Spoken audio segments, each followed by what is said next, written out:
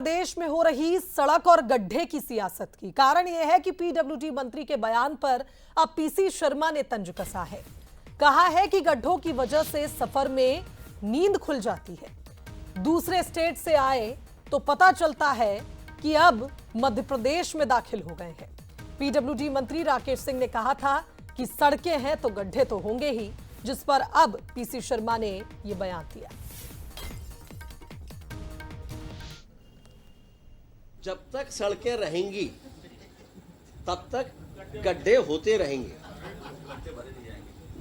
रहेंगे से मेरा मतलब यह है कि उसके लिए कई बार ये होगा कि किसी सड़क को बने हुए 4 साल हो गए, उसकी समय सीमा 5 साल है, तो हो सकता है 4 साल के बाद गड्ढे हो जाएं।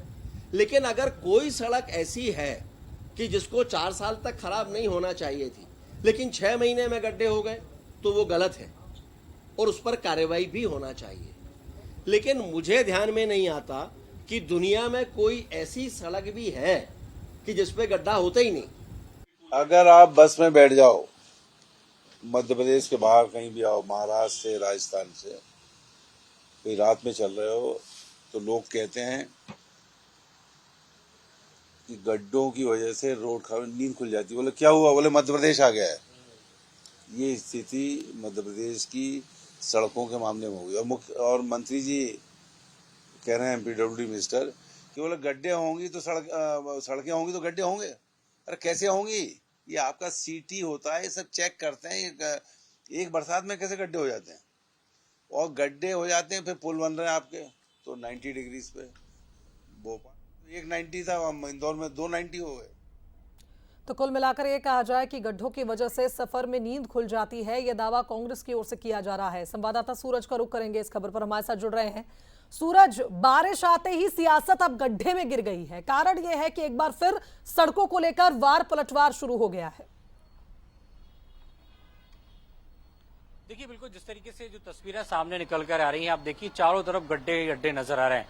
शायद यही कारण है कि अब गड्ढों पर सियासत भी होने लगी। आप देखिए राजधानी भोपाल की ये वो प्लॉस एरिया है जो रेरा कॉलोनी कहलाती है। आप देखिए हिचकोले खाती यहाँ से गाड़ियां निकल रही हैं, तो इसका मतलब साफ है कि गड्ढे कितने हैं। हालांकि सरकार दावा करती है हर बार, अभी भी हमने देखा पीडब्ल्यूडी विभाग ने या बाकी जो अलग अलग विभाग हैं वो कहीं न कई बार गड्ढों को लेकर आपस में उलझे हुए नजर आते हैं, यानी गड्ढम गड्ढा हो जाते हैं।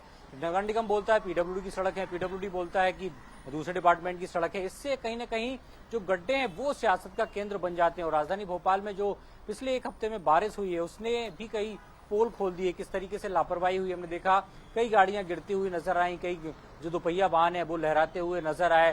तो कहीं ना कहीं अब गड्ढे सियासत का केंद्र बन रहे हैं, क्योंकि जिस तरीके से पिछली बार भी हमने देखा था लोकपथ ऐप सरकार ने बनाया था, कई शिकायतों के बाद गड्ढे बंद भी की गए, लेकिन इस बरसात के पहले फिर से वही शक्ल नजर आ रही है पूरे मध्य प्रदेश में। चाहे बड़ी सड़कें हो, ग्वालियर का नजारा आप सबने देखा था, सुरंग जैसी सड़क टूट गई थी।